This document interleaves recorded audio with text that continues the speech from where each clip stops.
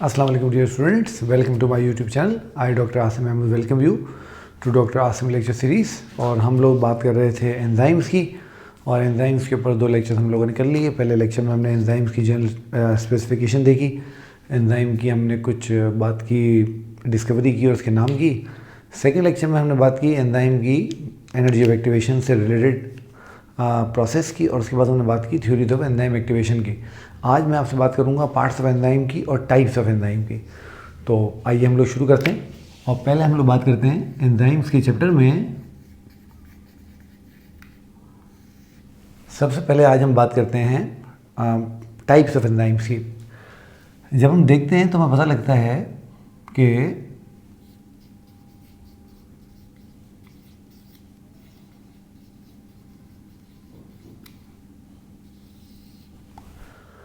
जो एंजाइम्स होते हैं, एंजाइम्स को जनरली हम 2 कैटेगरीज के अंदर डिवाइड करते हैं। और वो 2 कैटेगरी कौन कौन सी हैं? तो देयर आर 2 कैटेगरीज। उनमें से जो पहली कैटेगरी है इसको हम कहते हैं सिंपल एंजाइम्स,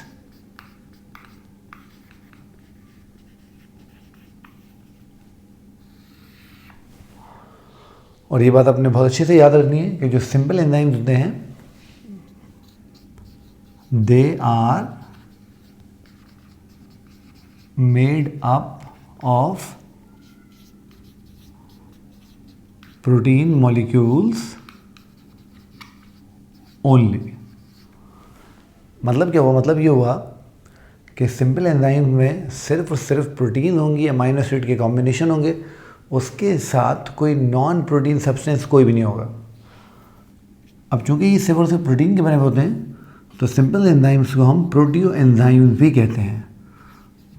तो simple enzymes are also known as proteo enzymes. Alright, ये बात क्लियर हो गई।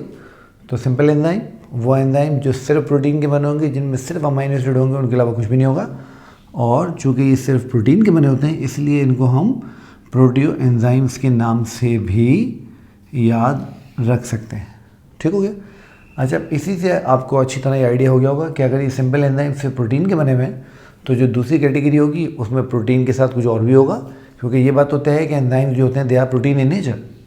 तो जो दूसरी कैटेगरी एंजाइम्स की, जिनको हम कॉन्जुगेटेड एंजाइम कहते हैं,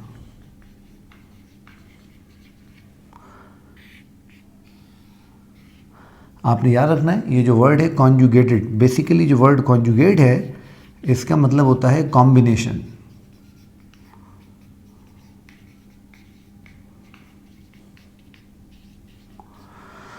तो ऐसे एंजाइम जो कि कॉम्बिनेशन है प्रोटीन का किसी नॉन प्रोटीन सब्सटेंस के साथ, तो they are made up of a protein part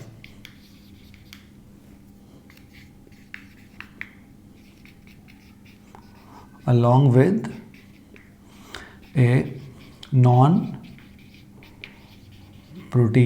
unit। अब आपको हमारा एंजाइम का पहला वाला लेक्चर याद होगा यकीनन, जिसमें हमने बात की थी कि एंजाइम जो होते हैं they are protein in nature. तो ये बात आपने ध्यान में रखनी है कि जो हमारे पास कॉन्जुगेटेड एंजाइम है इनमें भी जो प्रोटीन पार्ट होता है it comprises the 99% component of the conjugated enzyme. तो जो नॉन प्रोटीन यूनिट होगा वो सिर्फ 1% होगा। तो अगर हम कॉन्जुगेटेड एंजाइम को एज ए इक्वेशन देखें, कॉन्जुगेटेड एंजाइम्स, अगर हम इसको एज ए इक्वेशन देखें तो हमें पता लगता है कि it is combination of protein part plus non protein part. याद रहे कि प्रोटीन पार्ट यहाँ पर इस टोटल एंजाइम का 99% होगा, जबकि जो नॉन प्रोटीन पार्ट होगा वो सिर्फ 1% होगा। बट ये नॉन प्रोटीन पार्ट इस प्रोटीन पार्ट की फंक्शनैलिटी के लिए बहुत एसेंशियल है। अगर ये नहीं होता तो ये काम नहीं करते। जैसे कि आपने सुना होगा वाइटामिन्स के बारे में, तो बेसिकली जो वाइटामिन होते हैं वो नॉन प्रोटीन कंपोनेंट होते हैं एंजाइम्स का, और वो एंजाइम के साथ मिलकर उनकी एक्टिविटी को जो है वो चलाते हैं, बनाते हैं, करते हैं। तो इसलिए अगर एंजाइम डेफिशिएंसी हो तो आपको पता है मेटाबॉलिज्म में तरह तरह की डेफिशिएंसीज पैदा होना शुरू हो जाती हैं। अच्छा, अब ये तो हमने बात कर ली एंजाइम की टाइप्स की, conjugated enzyme and simple enzyme. अच्छा, अब अगर हम देखें तो हमारे पास जो कॉन्जुगेटेड एंजाइम है इसके कुछ पार्ट्स होते हैं। तो मैं आपसे बात करता हूँ पार्ट्स ऑफ कॉन्जुगेटेड एंजाइम्स की। Parts of conjugated enzymes.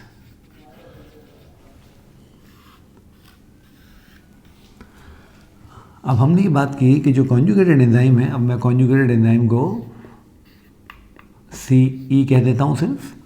तो जो हमारा कॉन्जुगेटेड एंजाइम है, हमने बात की कि ये दो पार्ट से बना हुआ है। It's a protein part plus a non protein part.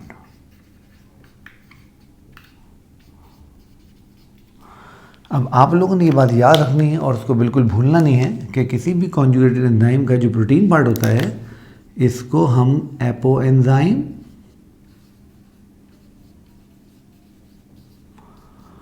और जो नॉन प्रोटीन पार्ट होता है इसको हम प्रोस्थेटिक ग्रुप कहते हैं। तो जब कॉन्जुगेटेड एंजाइम का एपो एंजाइम प्रोस्थेटिक ग्रुप से मिल जाता है तो कॉन्जुगेटेड एंजाइम अपनी कंप्लीट एक्टिविटी परफॉर्म करता है। और जब कॉन्जुगेटेड एंजाइम अपनी कंप्लीट एक्टिविटी परफॉर्म करने लगे तो कॉन्जुगेटेड एंजाइम को हम हॉलो एंजाइम का नाम दे देते हैं। जैसे आपको पता है हॉलो जो वर्ड है इसका मतलब होता है, इट्स अ ग्रीक वर्ड, इसका मतलब होता है कंप्लीट। जैसे आपने सुना होगा होलोजोइक न्यूट्रिशन, यानी वो न्यूट्रिशन जो कि तमाम एनिमल्स के अंदर पाई जाती है। Hollow is complete, zone is for animal, nutrition is for nutrition, तो वो होलो एंजाइम कहलाता है। अच्छा, अब यहाँ पर आपको पता है कि जब हम बात कर रहे हैं प्रोस्थेटिक ग्रुप की तो वी आर सेइंग दिस कि prosthetic group is the non protein part of enzyme. अब जो नॉन प्रोटीन मॉलिक्यूल है ये आपको पता है दो तरह के हो सकते हैं। नॉन प्रोटीन मॉलिक्यूल इनऑर्गेनिक भी हो सकते हैं और नॉन प्रोटीन ग्रुप ऑर्गेनिक भी हो सकते हैं। तो अगर प्रोस्थेटिक ग्रुप हमारे पास इनऑर्गेनिक हो तो हम उसको को फैक्टर, और अगर ऑर्गेनिक हो तो हम उसको को एंजाइम का नाम देते हैं। तो ये बात आपने अच्छी तरीके से ध्यान में रखनी है। तो ये एंजाइम के टाइप्स हो गए, ये एंजाइम के पार्ट्स हो गए। कॉन्जुगेटेड एंजाइम में ऑल दो कि प्रोटीन एंड पार्ट बहुत मेजर पार्ट होता है, सबसे बड़ा पार्ट होता है, but without non protein part के वो अपनी एक्टिविटी को परफॉर्म नहीं कर सकता। तो ये बात आपने बहुत अच्छे से अपने ध्यान में रखनी है। तो ये हमने एंजाइम की टाइप्स की और एंजाइम के पार्ट्स की बात की। अब थोड़ी सी मैं आपसे आज एक चीज़ डिस्कस कर लूँ। बहुत सारे फैक्टर ऐसे होते हैं जो कि एंजाइम की एक्टिविटी को या तो कम कर देते हैं या बढ़ा देते हैं। मिसाल के तौर पे अगर हम वाटर की बात करें तो वाटर एंजाइम एक्टिविटी को इन्हेंस करता है। वो आपको पता है क्यों? क्योंकि water is a metabolic medium of life. तो जितना ज़्यादा वाटर होगा उतना मेटाबॉलिज्म के लिए एरिया ज़्यादा हो जाएगा, मेटाबॉलिज्म उतना ज़्यादा होगा, एंजाइम्स को उतना ज़्यादा काम करने का मौका मिलेगा। इस तरीके से कुछ चीज़ें होती हैं जो कि एंजाइम की एक्टिविटी को कम कर देती हैं। से फॉर एग्जांपल बहुत ज़्यादा टेम्परेचर, हमने बात की थी एंजाइम थर्मोलेबाइल होते हैं। अगर बहुत ज़्यादा उनको टेम्परेचर दिया जाए तो वो अपनी एक्टिविटी परफॉर्म करना बंद कर देंगे, डीनेचर हो जाएंगे। तो अगले टॉपिक में जो आज हम बात करेंगे वो हम करेंगे उन फैक्टर्स की जो कि एंजाइम की एक्टिविटी को ऑल्टर करते हैं, कम ज़्यादा करते हैं। तो 2-3 फैक्टर्स की आज मैं आपसे आज बात करूँगा और बाकी जो फैक्टर्स हैं वो हम फिर जो नेक्स्ट लेक्चर होगा जो कि एंजाइम का हमारा प्रॉबेबली सीरीज़ का लास्ट लेक्चर होगा उसमें हम उसकी बात करेंगे।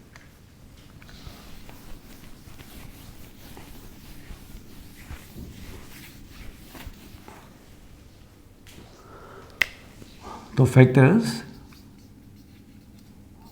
affecting rate of enzyme activity। तो हम पहले कुछ सिंपल फैक्टर्स की बात कर लेते हैं। जैसे मैंने अभी अभी आपसे बात की थी वाटर की। वाटर याद कर लीजिए कि more water will increase the rate of enzyme activity. और मैंने अभी आपको समझाया क्यों, because it will increases the metabolic medium for reactions. तो जितना ज़्यादा वाटर होगा उतना ज़्यादा मेटाबॉलिज्म होगा, उतना ज़्यादा एंजाइम एक्टिविटी होगी। वाइस वर्सा, जितना कम वाटर होगा उतने कम मेटाबॉलिक मीडियम होगा और उतनी कम मेटाबॉलिक एक्टिविटी होगी, एंजाइम एक्टिविटी होगी।